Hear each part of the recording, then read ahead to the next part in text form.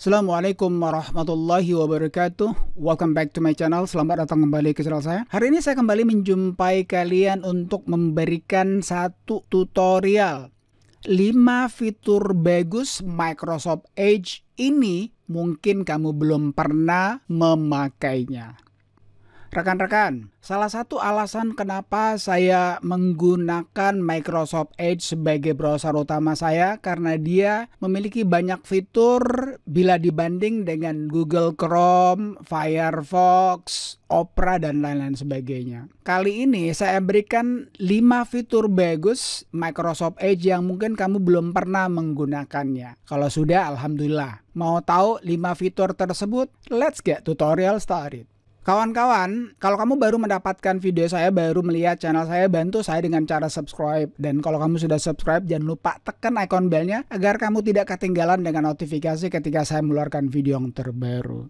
Sebagaimana saya katakan tadi teman-teman di pembukaan bahwa salah satu penyebab saya pengguna berat daripada Microsoft Edge itu karena dia memiliki banyak fitur bila dibanding dengan browser yang lainnya. Sekarang tanpa lama-lama kita masuk saja langsung ke fitur-fitur tersebut. Yang pertama teman-teman, kita buka dulu Microsoft Edge ya. Saya masuk ke detik.com dulu teman-teman. Kita buka lagi satu misalnya GSM Arena. Sudah ada 2 ini teman-teman ya. Jadi kamu bisa lihat sini ada 3 yang terbuka, GSM Arena Notebook, GSM Arena, dan detik.com. Fitur yang pertama mungkin yang belum pernah kamu gunakan, mudah-mudahan sudah iya nih, yang namanya cuplikan web teman-teman ya. Kita lihat sini ya. Misalnya kita ambil inilah ini ya, Liverpool lawan MU ya. Nah, kamu suka nih misalnya dengan foto ini teman-teman ya. Kamu bisa mengambilnya dengan cara melakukan cuplikan web. Yang mana itu? Ini dia teman-teman ini. Lalu kamu kasih begini aja. Ini ya. Nah, setelah itu lalu kamu tandai tangkapan. Nah, ini sudah ada teman-teman. Ya, ini sudah ada. Langsung kamu juga bisa menyimpannya. Ini simpan. Nah, ini sudah ada ya. Lalu coba kita buka ya. Kita buka dulu tempatnya teman-teman. Nah, ini dia. Kita buka, nah ini sudah ada ini. Jadi ini namanya cuplikan web teman-teman. Sama dengan ini adalah print screen sebetulnya. Cuman bagusnya kalau yang ini kamu bisa menentukan apa yang kamu ingin ambil. Oke, jadi itu yang pertama ya, cuplikan web. Yang kedua teman-teman, kita tutup dulu ini.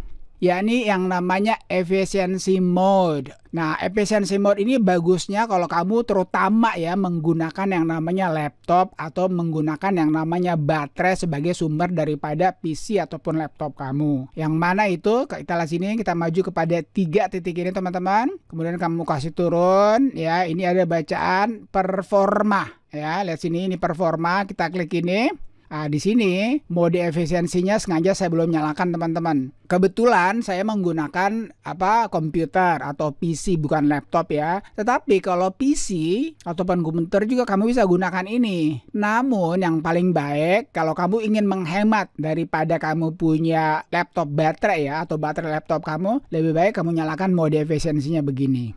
Jadi dia akan menghemat baterai kamu teman-teman. Ya, itu fitur yang kedua. Kalau kamu ingin menghemat baterai, kamu harus nyalakan mode efisiensinya. Nah, sekarang fitur yang ketiga teman-teman yang mungkin kamu jarang gunakan atau tidak pernah sama sekali ya, ini sematkan ke taskbar. Ya, sematkan ke taskbar. Misalnya ya, kita kembali lagi kepada ini home-nya atau beranda daripada detik.com teman-teman. Kamu suka membuka detik.com dalam keseharian kamu ya. Jadi setiap hari tidak ada waktu tanpa yang namanya detik.com. Maka kamu bisa ini sematkan ini ya, detik.com ini ke taskbar. Kamu lihat sini ya, di taskbar saya ini belum ada detik.com teman-teman ya, belum ada detik.com. Nah, caranya itu kita kembali ke titik 3 ini. Kemudian kita turun, lalu kita pergi ke lainnya ini teman-teman. Nah, kemudian sematkan ke taskbar yang ini ya. Kita sematkan sekarang. Nah, sekarang detik di sini sudah ada nih. Ini detik sudah ada teman-teman ya. Oke, kamu lihat sini detik sudah ada. Sekarang kita tutup misalnya ya. Kita matikan dulu ini yang namanya Microsoft Edge. Kita matikan. Nah, setiap kali kamu ingin menuju ke detik.com, kamu nggak perlu lagi ke Microsoft Edge. Langsung saja ya kamu klik ini ya, detik.com. Nah, dia langsung sudah ada teman-teman. Jadi kalau misalnya ini sekarang ada dua, ini yang pertama, ini yang kedua. Jadi biasanya yang kamu sematkan ke taskbar itu dia akan berada di yang pertama ini. Ya, sekarang coba ya saya matikan ini, saya matikan juga ini ya. Kamu lihat sini tidak ada yang namanya detik.com teman-teman ya. Kita tutup lagi, kita buka ini, pasti dia akan menuju kepada yang pertama, tab yang pertama teman-teman. Kita lihat sini ya.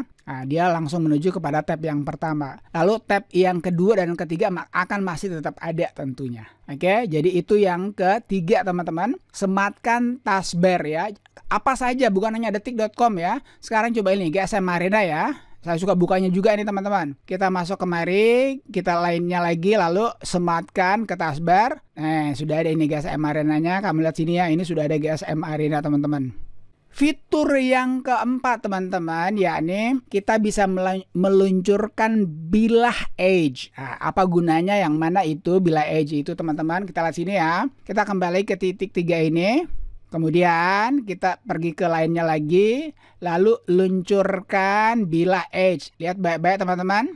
Nah, ini dia. Jadi dia terpisah daripada yang ada sekarang ini. Kamu bisa menaruhnya di mana aja ya. Kamu bisa menaruhnya di mana aja yang kamu mau. Ya, dan bagusnya ini berarti dia tidak terlalu makan memori nih teman-teman. Kami bisa lihat sini ya. Ini juga termasuk berita-berita ini. AS akan bertindak tegas terhadap uji coba rudal Korut, bertemu Prabowo, Gubernur Lemhanas, Andi Wijoyo minta masukan soal bla bla bla. Nah, selain itu juga kamu bisa masuk kemari ke Bing search-nya, bisa juga ke sini Outlook-nya, kamu bisa LinkedIn. Nah, kamu juga menambahkan yang kamu mau ya. Ini kamu tambahkan, misalnya kita tambahkan di sini satu misalnya ya. Kita tulis www.gsmarena.com. Ya, kita tambahkan. Nah, ini sudah ada juga.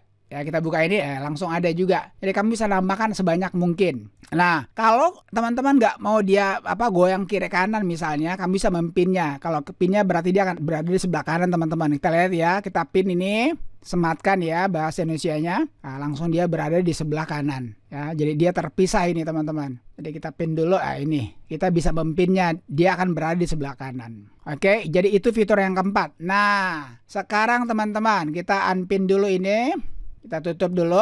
Fitur yang kelima teman-teman, ini yang penting sekali teman-teman ya. Sekali lagi ini penting sekali untuk fitur yang kelima, yang ini apa? Yang namanya Manager Tugas Browser atau Task Manager Browser. Jadi bahasa Inggrisnya itu Task Manager Browser. Yang mana itu kita lihat sini ya. Tolong perhatiin baik-baik teman-teman. Kita masuk kemari lagi. Kemudian kita masuk ke alat lainnya. Kemudian ini adalah namanya Manager Tugas Browser atau Task Manager Browser ya, atau Browser Task Manager, whatever lah, sama aja ya. Bahasa Indonesia itu Tugas Manager Browser. Kita klik ini.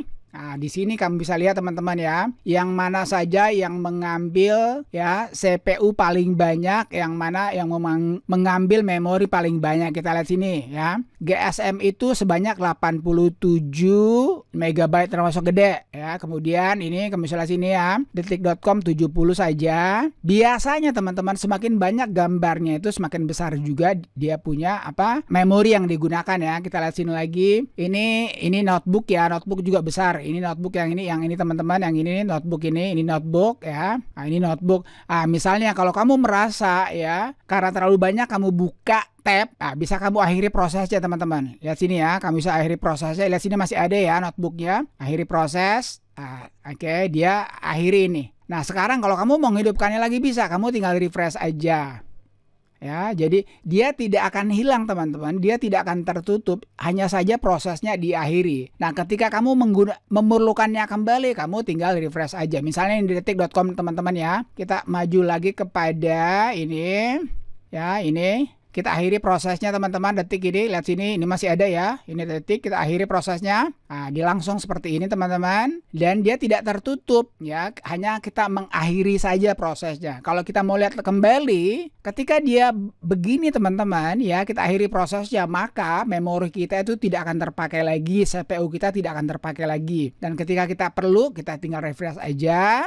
Nah, ini sudah ada kembali. Alright, I guess that's it. Saya kira itu aja teman-teman ya. 5 fitur bagus Microsoft Edge ini mungkin kamu belum pernah memakainya. Nah, kalau kamu mau memakainya silakan teman-teman. Ini bagus sekali ya. Jadi jarang orang yang tahu. Kalaupun kamu tahu, alhamdulillah. Kalau belum, paling tidak bisa menambah pengetahuan buat kalian, terutama kalian yang menggunakan Microsoft Edge dalam keseharian kalian. Kalau kamu suka video saya, beri saya suka. Dan kalau kamu ada pertanyaan seputar Microsoft Edge ini, terutama fitur yang 5 tadi, kamu tanyakan saja di kolom komentar. Akhirnya buat kamu yang menjalankan ibadah puasa, selamat menjalankannya. Semoga saja puasa kalian tuntas sampai dengan 29 ataupun 30 hari. Thank you for watching folks. Thank you for watching friends. Peace. Assalamualaikum warahmatullahi wabarakatuh.